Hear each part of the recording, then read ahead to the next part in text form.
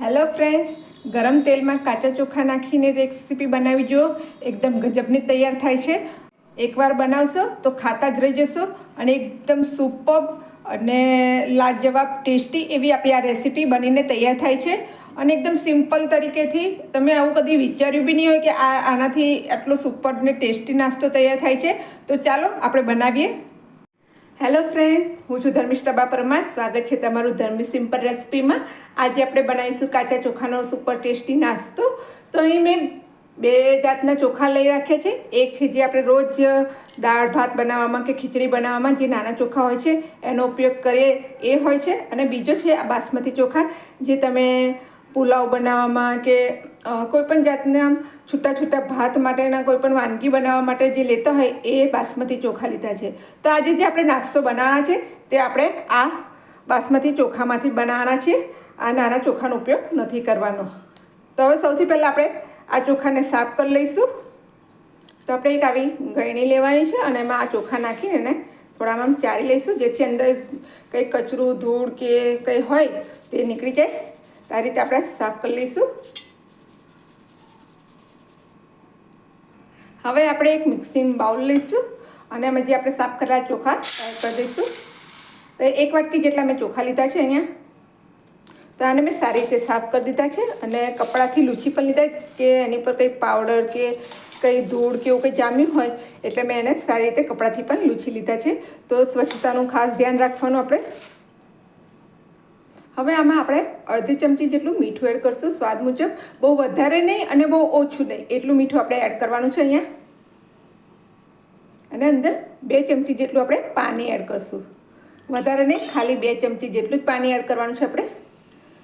અને એને સારી રીતે બધું મિક્સ કરી દઈશું. એટલે આમ કહીએ ને કે આપણે જેને આ પાણીમાં આપણે ચોખા મોઈ કાઢવાના છે, એ રીતે આપણે બધું સારી રીતે મીઠું અને પાણી બધા ચોખામાં એડ થઈ જાય એ રીતે આપણે કરી લઈશું. તો આ રેસીપી તમે ક્યારેય નહીં બનાવી હોય અને એકદમ ગજબની ને એટલી ટેસ્ટી અને ફટાફટ તૈયાર થઈ જાય છે ને કે તમે જોતા જ રહી જશો. તો અહીં હવે આ આપણું બધું સારી રીતે મિક્સ થઈ ગયું છે. હવે આને ઢાંકીને 10 મિનિટ માટે રહેવા દઈશું. 10 મિનિટ જેવું થઈ ગયું છે. તો તમે જોઈ શકો છો બધું પાણી અને મીઠું સરસ ચોખાની અંદર ભળી ગયું છે. હવે આને આપણે ફ્રાય કરી લઈશું. તો અહીં મેં તેલ ગરમ કરવા મૂકી દીધું હતું. તો હવે તેલ ગરમ થઈ ગયું છે કે નહીં જુઓ. આપણે પહેલાં એકાદ ચોખ્ખો અંદર નાખી જોઈશું. તમે જોઈ શકો સરસ તરીને ઉપર આવી જાય છે ચોખા આપણા, કે આપણું તેલ સરસ તૈયાર ગરમ થઈ ગયું છે. હવે પહેલાં આપણે આવું ગળણીવાળું વાસણ લઈશું અને એને આવી રીતના તેલમાં મૂકીશું અને થોડા ચોખા અંદર એડ કરતા જઈશું અને તળી લઈશું. અને ઉપર નીચે કરીને આપણે બધા ચોખા સારી રીતે તળી લઈશું. તમે જોઈ શકો છો આ રીતે આપણા ફૂલીને તૈયાર થઈ જાય એ રીતના આપણે ચોખા તળી લેવાના છે.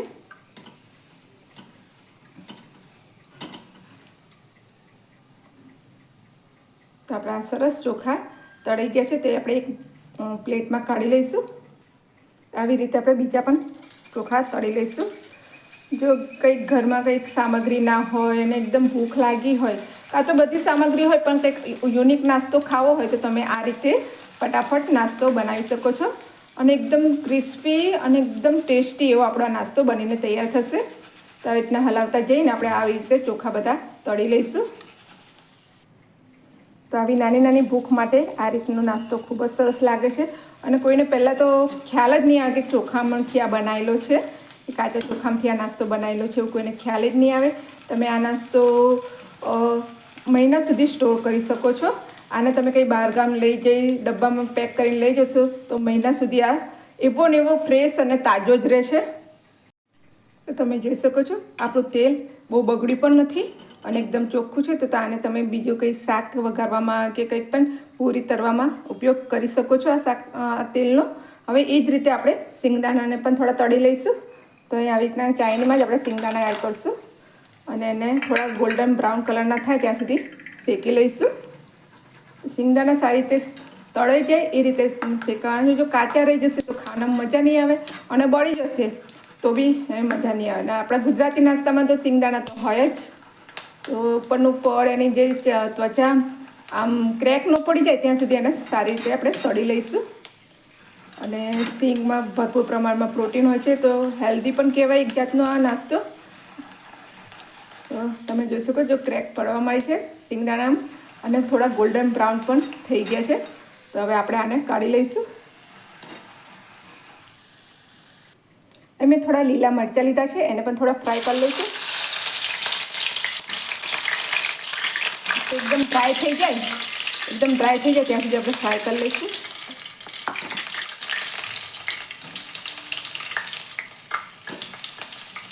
આમાંથી મોઇશ્ચર નીકળી જાય ત્યાં સુધી આપણે ફ્રાય કરી લેવાના છે. તો આ આપણા સરસ મરચાં પણ ફ્રાય થઈ ગયા છે. હવે એ જ રીતે આ મીઠા લીમડાના પાન આપણે તળી લઈશું.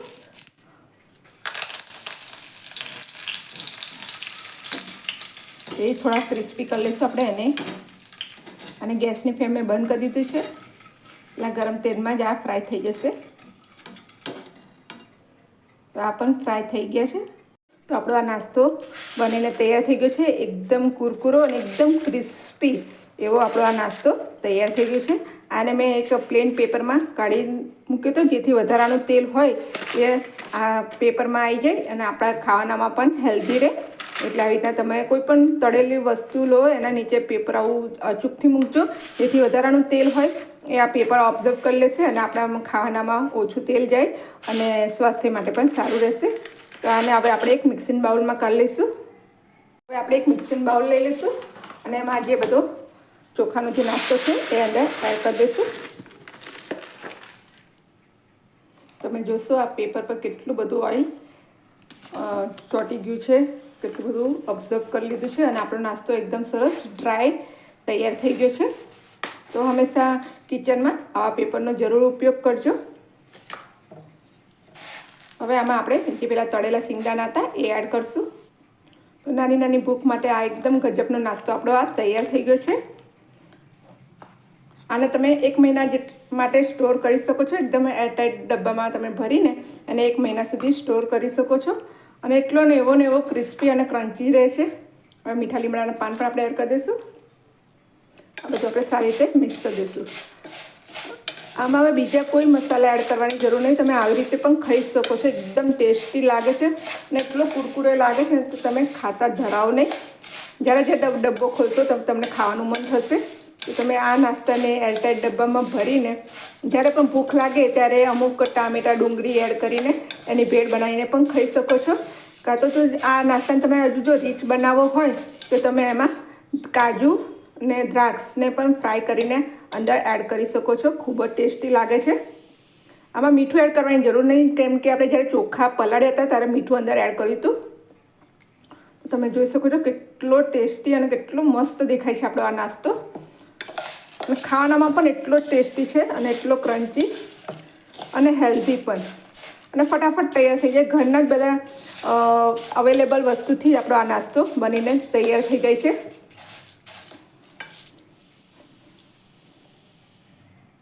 તમે આ રીતે પણ ખાઈ શકો છો અને ભેળ બનાવીને પણ ખાઈ શકો છો. હું તમને બતાવી દઉં. તો એક ડીશમાં આપણે થોડો આ નાસ્તો લઈશું. આમાં થોડું સંચર એડ કરશું. સંચરથી ખૂબ જ સરસ ટેસ્ટ આવશે અને એકદમ મસ્ત લાગશે તમને. અને એકદમ ચટપટો અને ખાટો મીઠો સ્વાદ આપવા માટે મેં આમચૂર પાવડર લીધો છે, એ એડ કરશું અંદર. અને તમે જો થોડું સ્પાઇસી ખાવા માંગતા હોય તો થોડું કશ્મીરી લાલ મરચું પાવડર પર સ્પ્રિંકલ કરી શકો છો. અને બાળકો માટે બનાવવાના હોય તો તમે આ લીલા મરચાં કે લાલ મરચું ઓછું નાખી શકો. હવે આ બધું સારી રીતે મિક્સ કરી દઈશું.